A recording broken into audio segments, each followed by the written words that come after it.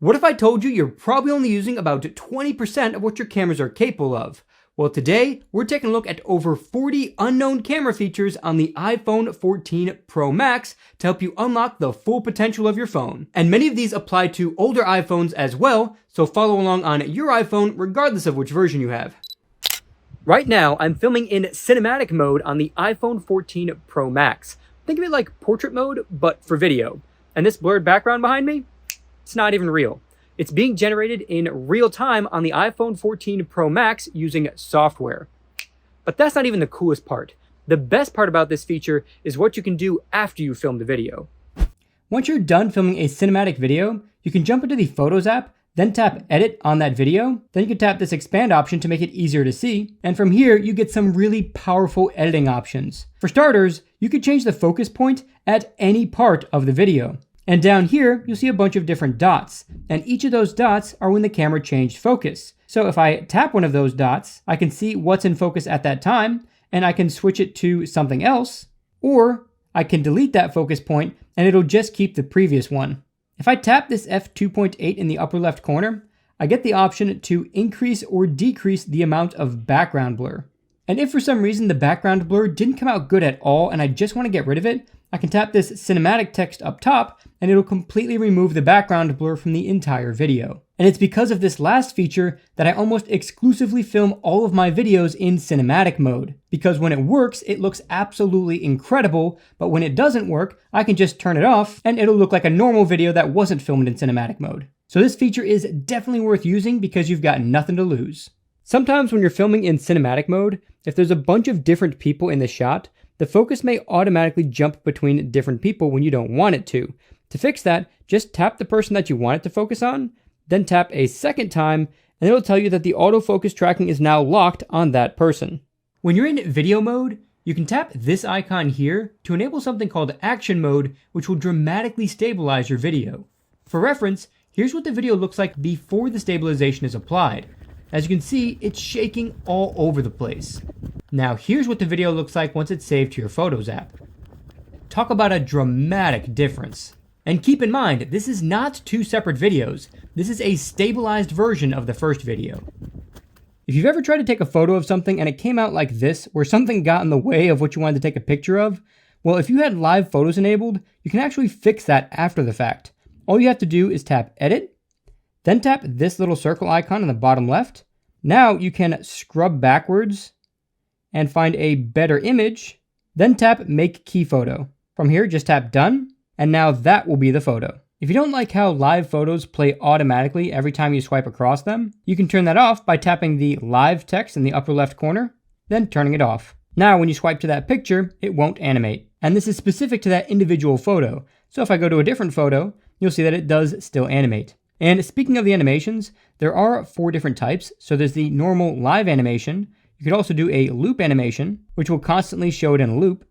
You could do a bounce animation, which bounces it back and forth. And you could do a long exposure, which works great for things like running water. In just about any photo, you can long press the subject of the photo and cut them out. Then with your other finger, you can navigate to another application and copy just the cutout into that application. And as you can see, it does a really good job even with difficult backgrounds. This even works with videos. So if I were to pause this video, I could long press and copy the subject out of this video as well and drop it in there. This cutout feature also works for objects. So if I long press on this rose, I can pull out just the top of the flower. Dragging images around also works from a Google search. So if I want to save this specific image, I can just long press the image and drag it down, then switch applications, and copy it into a different application. If you take a picture of something, then go to the Photos app, you may see stars appear around the info icon. And if you tap that, you'll see an option called Lookup. And if you tap this, it'll give you specific information about whatever's in the picture. This feature is called Visual Lookup and currently works for plants, flowers, artwork, landmarks, animals, books, and supposedly music album artwork, but that's one that doesn't seem to work too often. Regardless, the next time you want more information about something, just take a picture of it and see if your iPhone can help. If you see this icon appear in a picture, you can tap it, then long press and select any text that's inside the picture. From there, you can copy it, select all the text, look up the text, translate it, and if you tap this little arrow here, you get 2 more options to search the web for it or share it. This feature also works right inside the camera app. So as you can see, I have the icon here. I can just tap that and extract the text right out of the camera app. And if that wasn't enough, this also works with video. All you have to do is stop the video wherever the text is. You'll see the little text icon appear, tap that, and you can then extract text right from a video. This next feature can save you a ton of money per year. If you open the camera app, then aim your camera at any QR code, you'll get a pop-up. And if you tap the link from this specific QR code, you'll be taken to a huge deal from today's partner, Mint Mobile. I personally switched over to Mint Mobile about a month before they contacted me to partner together. So when they did, I already knew they offered great service and huge monthly savings. So it was an easy partnership to say yes to. And right now, through January 14th, Mint Mobile is doing a buy 3 months, get 3 months free special, so you can get up to 6 months of coverage for as little as $45 per line. And I know you probably have the same 3 questions I did. Can I transfer my existing number? How's the service? And why is it so affordable? You can absolutely transfer your own number, and the service is great because it runs off of T-Mobile's network. So anywhere you would get T-Mobile coverage, you'll also get Mint coverage, and that's certainly been the case for me. I've had excellent service anywhere I've been. As for the price, Mint Mobile doesn't have any physical stores, which is a massive cost savings for them, and much of that savings is passed on to the customers. So if you want big savings like me, scan this QR code or go to mintmobile.com/techisode or use the link at the top of the description and pinned comment. And if you've been using Mint Mobile, let me know how your experience has been down in the comments below. And speaking of QR codes, if you're watching this video on your iPhone and you want to use that QR code, all you have to do is take a screenshot by pressing the power and volume up buttons at the same time, then tap the screenshot and you'll see this icon in the corner. If you tap that icon, then tap the QR code, you'll be able to jump straight to the deal in the Safari browser. This will even work if you tap the URL text instead. If you're scrolling through your photos and you want a faster way to get to the top or bottom of the photos, all you have to do is tap the notification area to go to the top, or tap the icon at the bottom to go back to the bottom. If you edited a photo, you can quickly copy all of those edits to other photos by tapping the 3 dots in the upper right corner, then tapping Copy Edits. From there, you can back out to see more photos, select a couple more, tap the 3 dots on the bottom right corner, then tap Paste Edits. And as you can see, those edits were applied to both of those photos. So this is a super fast way to edit a ton of photos in one shot. If you're taking a picture in the dark, you'll see this icon automatically appear on the left. And this is the length of the exposure it's going to take to give you a bright picture. But if you want an even brighter picture, you can tap this little arrow here, and that'll bring up this menu down here. Now you can tap this icon here and adjust that all the way up to the maximum level. And depending on how steady you're holding the phone, you can get all the way up to a 30-second exposure. So if I wasn't holding the phone very steady, you'd see that the number drops back down to 10 seconds. But if I hold it steady again, it'll jump right back up to 30 seconds. And for reference, here's a picture taken at night at the default exposure, and here it is when I cranked it all the way up to the max. As you can see, you get a lot more detail if you crank it up. And in case you're wondering, this also works with the front-facing camera. The one important thing to be aware of is that the longer the exposure is, the steadier you have to hold the phone. So if you can't hold the phone steady enough, you'll end up with a blurry picture like this. That extra menu that I showed you by tapping this little arrow here can also be accessed by swiping up or down. And while we're looking at this menu, if you tap this icon, you can change the style of every photo you take. So you have the option of a standard style, then a rich contrast option, a vibrant option, a warm option, and a cool option. And if you want to adjust it even further, you can tap warmth or tone at the bottom and make fine-tuning adjustments. And once that's set, every photo you take is going to have those color effects applied, even if you left the camera app and came back into it at another time. The other options you get in this menu is the option to quickly enable or disable live photos. And live photos are the photos that save a small video preview along with the photo. You can also change your aspect ratio from here, so depending on the social media platform you want to upload the photo to, you may want to make it a square photo or a 16:9 photo. This plus and minus icon allows you to change the exposure level, so this will make the image either brighter or darker. If you swipe across the menu, you'll reveal 2 more options. One of those is your timer, and the last option is a color effect that's only applied while you stay in the camera app. As soon as you leave the camera app and come back into it, that color effect won't be applied anymore. And if you scroll all the way back the other way and tap the flash icon, This is where you get the option to force the flash to turn on, instead of only having the option to set it to auto or off by tapping this toggle here. When you're taking a portrait photo, regardless of whether that's with the rear or front-facing cameras, you get a little F in the corner. And if you tap that, you'll get a bar on the other side of the screen. And if you scroll up or down on that bar, you can either increase or decrease the amount of background blur. And if you switch to one of the other portrait modes, you'll get another icon in the corner, and if you tap that icon, you'll be able to scroll up and down to either increase or decrease the intensity of that effect. If you want a much smoother zoom for your videos than just tapping the different zoom levels or pinching in and out, you can simply swipe across the zoom options as quickly or slowly as you'd like. If you're taking pictures of something, then you suddenly want to start filming, then just long press the shutter button to start a video recording. From here, you can swipe up to zoom in or down to zoom out. If you slide to the side, you'll lock it into record mode. The one caveat with this is that you'll be limited to 1920 by 1440 resolution, which is more squarish and will leave you with black bars on the side of the video if you try to watch it on a TV or a monitor. To fix this, just go to Edit, then tap the crop option, then tap these boxes in the corner, then switch to 16 by 9, center the frame how you'd like, then tap Done. And if you made a mistake while editing it, just tap Edit again, tap Revert, then tap Revert to Original. You can swipe left to take a burst shot, which is great for capturing motion. Once you've taken a burst photo, you can open it up in the Photos app, then tap this Select option, and this will allow you to scroll through the different photos and select your favorites. Once you're done selecting your favorites, tap Done, and you'll be given an option to keep everything or only your favorites. And if you keep just your favorites, it'll delete the rest of the photos to free up some storage space. If you're taking a photo in portrait mode and you want to zoom in a bit, all you have to do is tap the 1x in the corner, then switch to either 2x or 3x. If you're taking a panorama photo and it's telling you to move the phone in the opposite direction that you want to move it in, just tap the center and it'll switch the direction. If you aim your phone down, you'll see these two crosshairs appear. And when those two crosshairs are lined up right on top of each other, that's telling you that your phone is perfectly level. And this is great for getting top-down shots of products you want to sell or maybe documentation that you want to scan into your computer. When you're in the Messages application, you'll see a camera icon next to the message box. If you tap that, it'll open up the camera, which isn't very interesting, but you do get access to this new star option in the corner next to the shutter button. If you tap that star option, then tap the first option that pops up, you can use something called a memoji, which is like an emoji that animates to your face. And as you can see, the mouth is tracking what I'm saying. It also tracks blinking, winking, sticking your tongue out, raising your eyebrows, and a bunch of emotions like smiling and an angry face. And to be clear, this works for both taking pictures and videos.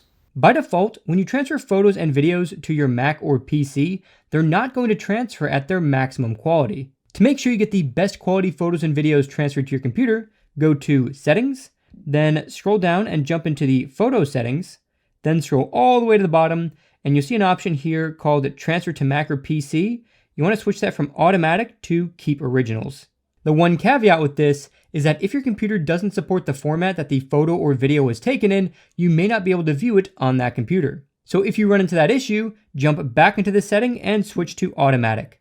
If you want to quickly find any photo, just tap the search option on your home screen and search for whatever it is that you're looking for. So if I type flower and search for that, I'll get a result showing me all the flowers it found from the Photos app, or at least things that it thought was a flower. And this also works for people as well. So if you've tagged people and given them a name, you can search for that name and you'll find all the photos of that person.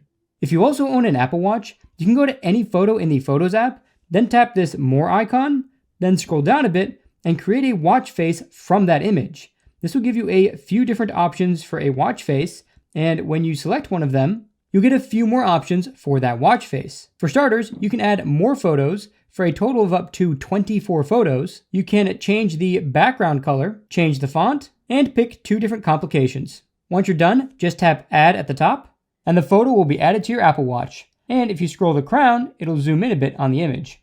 You probably already knew that if you have an Apple Watch, there's a camera remote application that lets you control your iPhone's camera from your watch. But did you know that you could also control the zoom level by scrolling up or down on the crown? And if you tap these 3 dots, you get options to switch to the front or rear cameras, enable the flash, turn on or off live photo, and turn HDR on or off. And if you tap somewhere in the preview, it'll change focus to whatever you tapped on.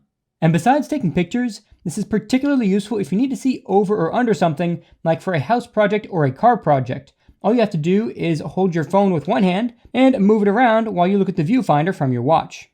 When you're in the Photos app, you can pinch in to see a larger preview of your photos, or pinch out to see a much smaller preview to navigate through your photos even faster. And if you tap a photo from this view, it'll bring you closer to that group.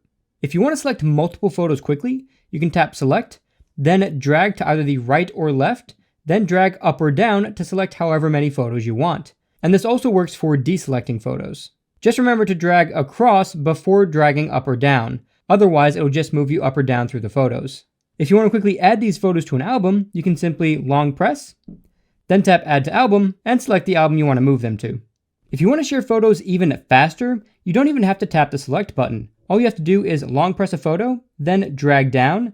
Now use your other finger to tap other photos you'd like to add. Now, while still holding down with one finger on those photos, use another finger to go home and navigate to any other application you'd like to share those in. When you do that, you'll see a plus icon with the number of photos appear in any application that you can share those photos in. Now just release, and all those photos will be added to the message.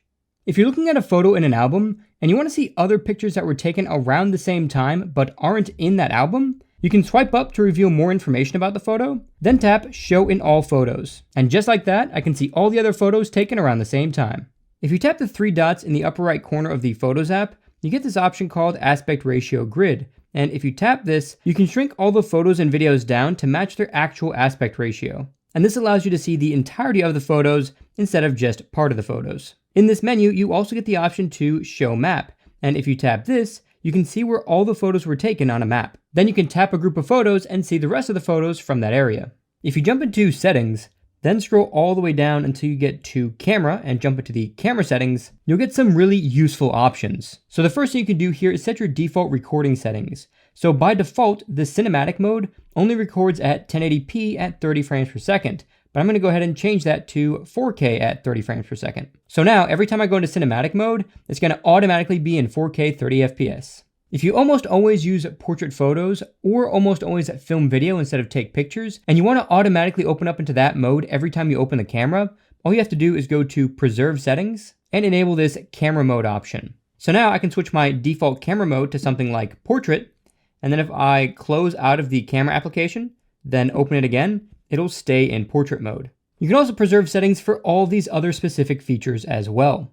Further down, you get the option to add a grid, and this does exactly what it says. If I jump back into the camera app here, you'll see that there's now a grid, and this just helps with centering your shots. Below that, you can make more adjustments to your photographic styles again, and this gives you a bit more information about what those different styles are for. If you scroll further down, you get an option here called Prioritize Faster Shooting, and this is on by default. And what this does is adjust the image quality based on how fast you're hitting the shutter button. So if you're hitting the shutter button super fast, the phone will reduce the image quality to make sure you get the picture. If you don't want that reduced quality when you're taking fast pictures, you can turn this off. The only trade-off is there might be a slight delay when the picture is taken, so if it's a fast-moving shot, you might miss it.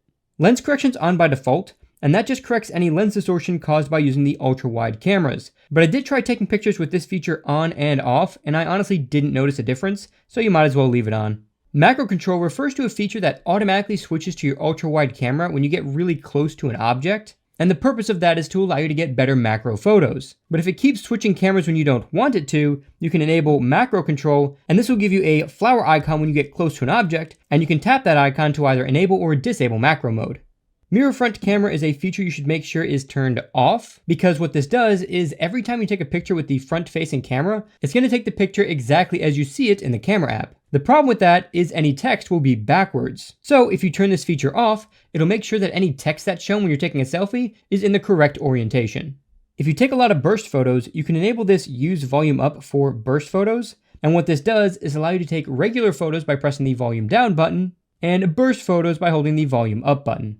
If you're going to be editing your photos or videos afterwards and you want the best possible image quality, you're going to want to go to Formats, then enable Apple ProRAW or Apple ProRes, depending on if you want the best quality for photos or videos. And for the Apple ProRAW photos, you get the option to save those as 48 megapixel or 12 megapixel photos. Obviously, the 48 megapixel photos will give you the most detail. When you enable these two features, you get an extra icon that appears at the top of your camera application when you're in both photo and video modes. So when you're in video mode, you'll get this ProRes icon here, and when you tap that, it'll enable ProRes for video. And if you tap it again, it'll disable ProRes. And the same for photos. You'll get this RAW option in the top right, and you can tap that to enable it, or tap it again to disable it. Just keep in mind that both of these modes use a lot of storage space, so only enable them if you're actually going to be editing the photos and videos later. By default, your iPhone will capture photos and videos in a high efficiency format. More specifically, it's HEIF and HEVC formats. One of the big benefits to these formats is it significantly reduces the amount of space required to save those photos and videos. The downside is that while most new devices do support these two formats, there are still a lot of devices that don't. So if you want to take photos and videos in a more shareable format, you can switch to most compatible. This will increase the storage space used by those photos and videos, but it'll also make them easier to share. Personally, I'd keep this on high efficiency unless you're having trouble sharing photos and videos. If you tap to change the video resolution and frame rate, you also get a bunch of extra options below that. By default, you'll have enhanced stabilization turned on, which just helps stabilize video, and I'd keep this turned on. Below that is a feature that allows you to use action mode in lower lighting conditions. This will decrease the amount of stabilization, but will give you a brighter image. HDR video is on by default, and this allows you to catch a wider range of brightness levels, so you can capture super bright objects and super dark objects in the same video.